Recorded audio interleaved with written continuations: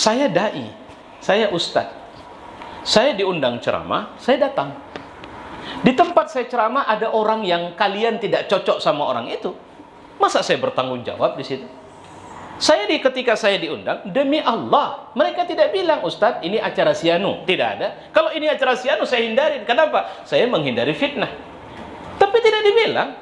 Saya sering mengatakan, Habib itu, dia sudah siap dengan resiko itu. Ini bukan kali pertama dia masuk penjara.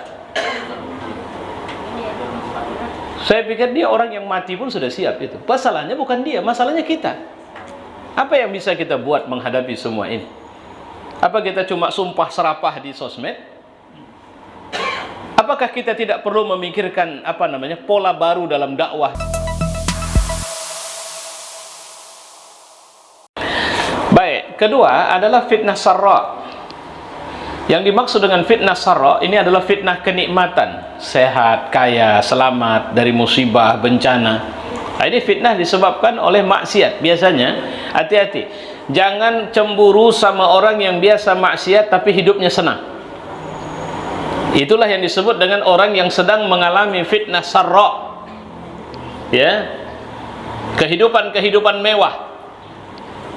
Ya, di Indonesia misalnya, seperti saya tadi ada berdiskusi tentang kaleidoskop Islam. Saya bilang begini, ada yang mengatakan kita jangan seperti Islam Arab. Arab mana? Saya bilang. Coba Uni Emirat Arab, coba perhatikan, apakah kita tidak boleh, misalnya, Uni Emirat Arab adalah negara yang cukup sekuler di Timur Tengah. Orang telanjang di tepi pantai, orang terserah, tidak ada masalah. Kehidupan Dubai bagaimana? Kehidupan Abu Dhabi bagaimana? Ini yang kemudian kita dibuang dari dengan tuduhan itu. Kita Islam Nusantara. Terus Islam Nusantara maksudnya apa? Islam yang ada sesajen, Islam yang ada jimat, Islam yang macam-macam. Apa itu yang dimaksud sebagai Islam Nusantara? Islam yang berkolaborasi dengan kepentingan budaya. Nah, ini yang harus kita hati-hati ini. Ya. Realitanya fitnah sarra, merebaknya kejahatan, pembunuhan, zina, khamar, musik. Ini seperti yang dikatakan Nabi, akan datang pada umatku beberapa kaum yang menghalalkan zina, menghalalkan sutra, menghalalkan khamar. Khamar sekarang sudah biasa orang. Bapak tinggal cari saja mau beli sabu di mana, tahunya kita itu di mana, siapa pengedarnya. Makanya saya pernah bilang sama gubernur waktu satu pengajian, saya bilang, Pak Gubernur, Sumatera Utara ini kalau kita angkat 5 jari, kita tanya siapa ulama hadis di Sumatera Utara, tak terangkat ini, tak terjawab ini sekarang. Siapa ulama usul fiqh? Siapa ulama yang ahli mazhabnya Syafi'i? Siapa ulama yang mengerti persoalan tafsir di Sumatera Utara? Repot kita jawabnya sekarang. Tapi kalau ditanya siapa tukang sabu di gang atau di Jalan Halat misalnya, mau berapa Pak? Dapat itu. Pertanyaan itu nggak sulit jawabnya. Ya. Jadi itu dia. Alat musik. Sekarang ini semua tempat kafe, makan, semua pasti ada musik.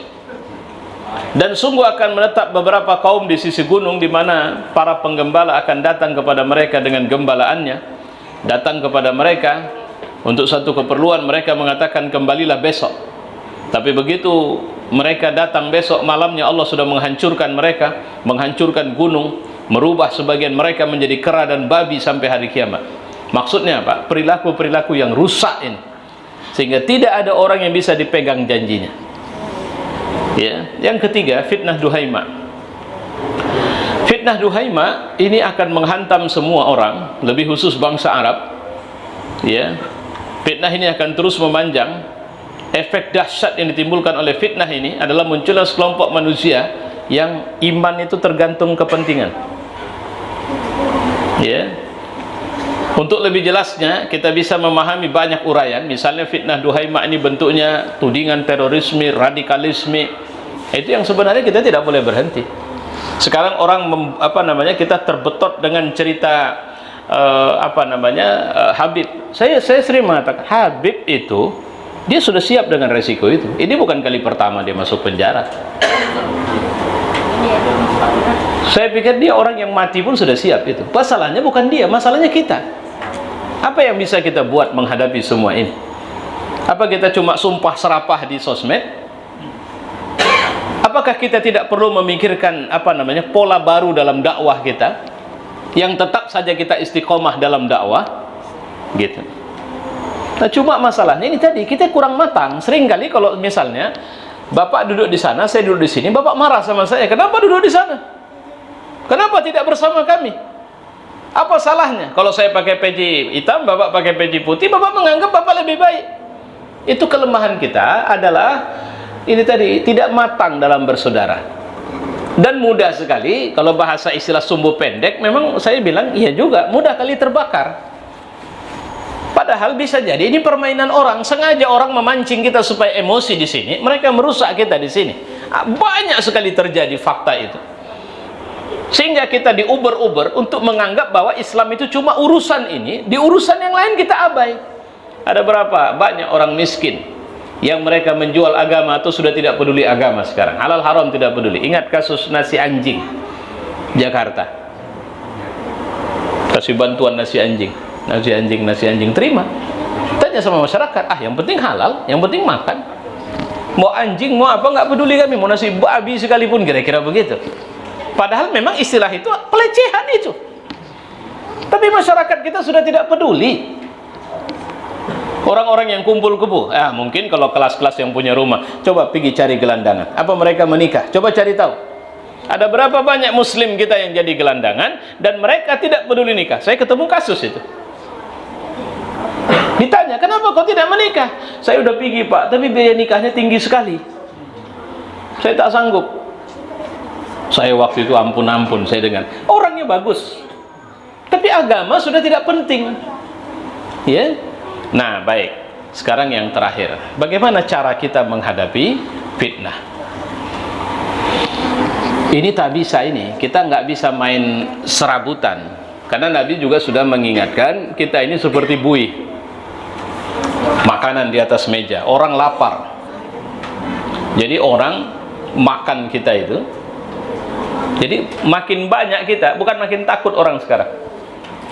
Karena itu tadi hitung-hitungannya makin menguntungkan mereka. Ya, ini yang sebenarnya kita kehilangan kendali. Ya.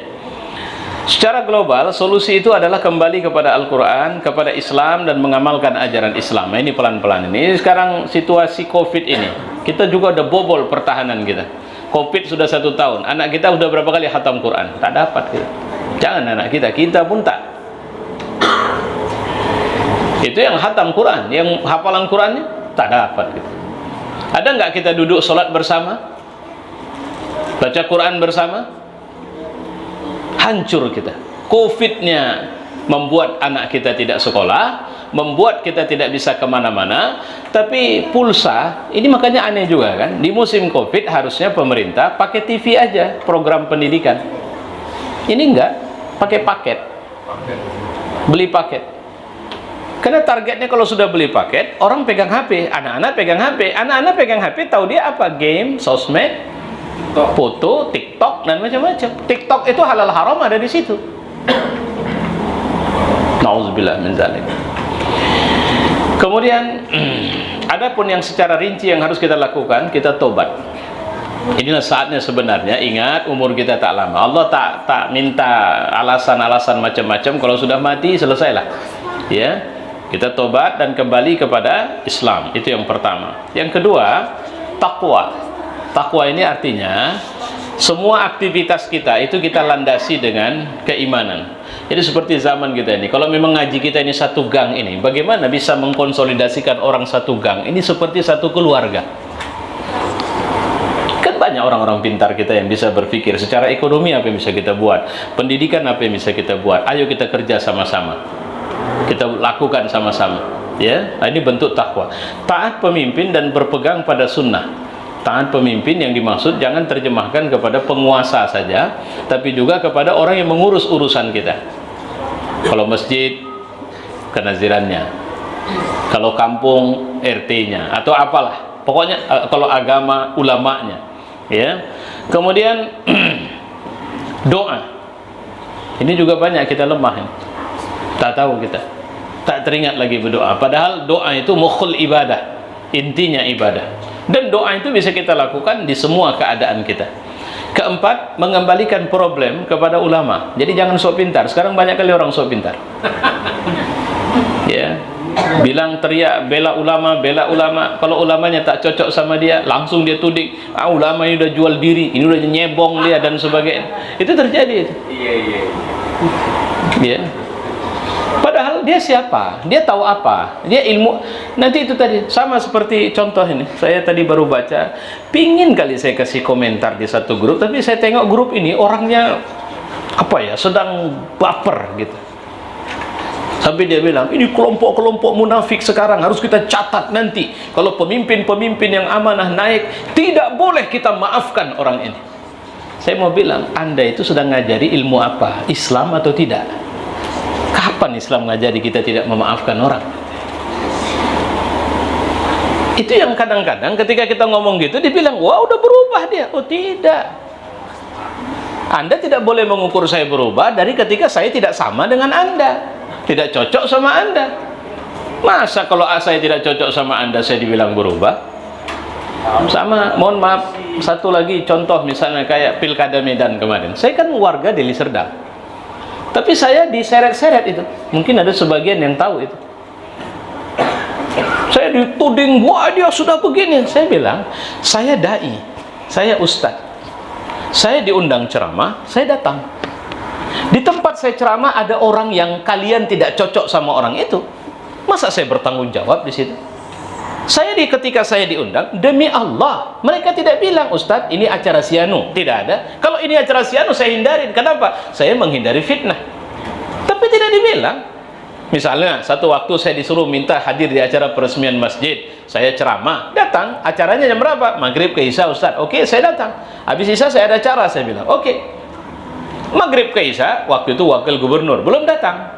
Tengah jalan dia datang. Jelang waktu Isya datang, duduk samping saya. Cuma Ustaz, kita nggak usah, kita pending aja sampai Isya, nggak apa-apa, nanti habis Isya saya ceramah. Habis sholat Isya datang kawan dari salah satu paslon. Dia datang kan pakai foto, pakai kamera, foto sana, foto sini, buat berita. Ya itu. Terus di mana dosa saya? Salah saya apa? Saya datang, saya ceramah, bahkan di situ saya tegaskan, saya tidak dukung siapapun. Kenapa? Nggak ada urusan, saya tidak warga Medan, saya warga Deli Serdang, KTP saya Deli Serdang. Tapi namanya orang punya kepentingan politik, dia buat berita suka dia. Terus saya disalahkan. Yang nyalahkan saya siapa? Paslon yang lain. Kan itu masalahnya. Saya bilang, tidak, demi Allah saya berdakwah dan saya tidak punya kepentingan apapun. Saya tidak pernah jual diri kepada orang, saya jual dirinya sama Allah. Nah, cuma karena baper sekali, ya saya udahlah diam. Makin kuat saya jawab, makin ditudingnya saya. Nah, itu zaman fitnah. Artinya apa? Serang menyerang. Bahkan jangan lupa, serang menyerang. Wa syarrun ala ahla dzalika zamanun, kata Nabi, yang paling jelek di zaman itu ulama'uhum tukhrijunal fitan. Ulamanya lah yang menyebabkan fitnah. Jadi yang saling fitnah ulama, saling menyerang ulama. Itulah makhluk paling jelek di akhir zaman. Ya. Menjauhi fitnah dan tidak berkecimpung di dalamnya. Jadi kalau ada yang berakibat pada mana menurutmu lebih baik, Sianu apa Sianu, sudahlah, berhenti saja. Saya sampai-sampai mengatakan, baiklah, kalau saya ditanya orang, saya bilang, memang rezim hari ini tidak begitu bersahabat dengan seluruh komunitas umat Islam. Cuma dia manusia kalau dia orangnya. Kalau presiden kita bilang, Pak Jokowi misalnya, Pak Jokowi itu manusia. Siapa yang mengatakan Jokowi pasti akan terus begitu sampai kiamat? Siapa yang kemudian mengatakan bahwa kita akan di masjid terus? Tidak ada jaminan. Bisa jadi besok kita menjadi orang yang benci masjid, na'udzubillah min zalik. Dan orang yang benci masjid menjadi orang yang cinta masjid. Siapa yang jamin itu? Maka tidak ada kekuatan kita untuk, dan bukan urusan kita untuk kalau kemudian kita dipimpin oleh orang zalim dan kita tidak bisa bicara lagi sama dia, bicara sama Allah. Doa. Jadi artinya apa? Pulangkan, karena dia juga hamba Allah. Ya Rabb, dia memimpin kami, tapi kami tidak merasa aman dan nyaman di bawah kepemimpinannya. Kami pulangkan nasibnya kepadamu. Kami minta yang terbaik, sehingga agama kami terjaga, umat ini tidak berpecah. Begitu. Kecuali batil, munkarat, baru kalau itu perang, itulah jihad dia wilayahnya. Tapi kalau sekedar perselisihan, kampung saya, kampung orang tua saya, ganti kenaziran, ganti tata cara sholat. Satu waktu ini sap ini mutar-mutar terus, bentar mereng, bentar lurus, bentar mereng, bentar lurus. Terus habis sholat, semula ada zikir, saya datang lagi tidak ada zikir. Ditanya sama saya bilang apa? Karena kalian dua-duanya egois. Sama seperti kalau misalnya sholat tarawih, mana yang terbaik? Yang terbaik tanya sama jemaah kalian, masih sanggup nggak 23? Kalau sanggup, ayo kita teruskan. Kami udah tak sanggup, nggak tahan kami. Oke, bagaimana cara supaya tahan? Kita buat dulu. Kita buat makan kolak tengah jalan, minum-minum dulu tengah jalan ceramah, atau kita buat 8 rakaat, kita berhenti dulu. Bagi yang mau melaksanakan 11, mereka witir dulu, dan yang 23 lanjut. Kan ada strategi. Kalau ternyata sudah sama sekali tidak sanggup, kita turunkan gridnya. Jadi apa? Jadi 11. Jadi bukan masalah paham, bukan masalah mazhab lagi, tapi masalah kekuatan. Memang makin lama kita makin lemah. Itu saja. Ya. Jadi hindari fitnah untuk tidak terbiasa atau tidak terjebak pada fitnah. Itu tadi, buka komunikasi. Kalau alim, walaupun kita tidak berguru sama dia, hormati dia dengan ilmunya. Karena Allah memuliakan dia karena ilmunya, bukan ketakwaannya. Ya, Allah mengangkat derajat orang yang berilmu karena ilmunya. Karena orang berilmu tidak mungkin akan mengajarkan sesuatu yang salah. Pak Ustadz ini ilmunya mengatakan misalnya rokok itu haram, tapi dia perokok.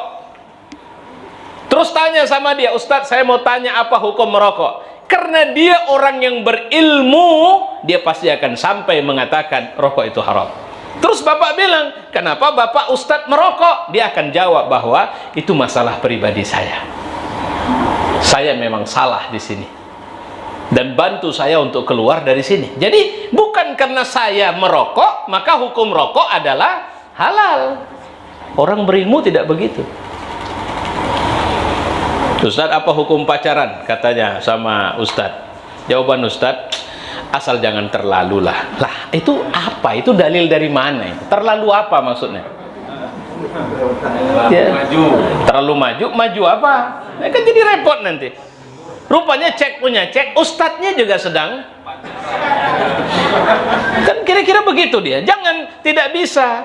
Hukum itu marjaknya kepada Al-Quran dan Sunnah, bukan realitas kekinian. Sekarang boleh, besok enggak bisa begitu. Nah, bapak-bapak, ibu-ibu, saudara-saudara, saya pikir ini catatan yang bisa saya sampaikan pada kita malam ini. Semoga Allah meridhai kita. Kesimpulannya, kalau saya ditanya, memang yang paling baik dari semua itu dari sikap pribadi, bangun ketakwaan, i'tisam bihablillah, berpegang kepada tali agama Allah. Di situasi chaos, maka bertanyalah kepada ulama-ulama yang hanif, bukan sosmed. Karena kalau sosmed ini banyak macam-macamnya. Ya. Baik, saya pikir itu wallahu a'lam. Ini ada pertanyaan tanya jawab. Baik. Wallahu a'lam bishawab. Wassalamualaikum warahmatullahi wabarakatuh.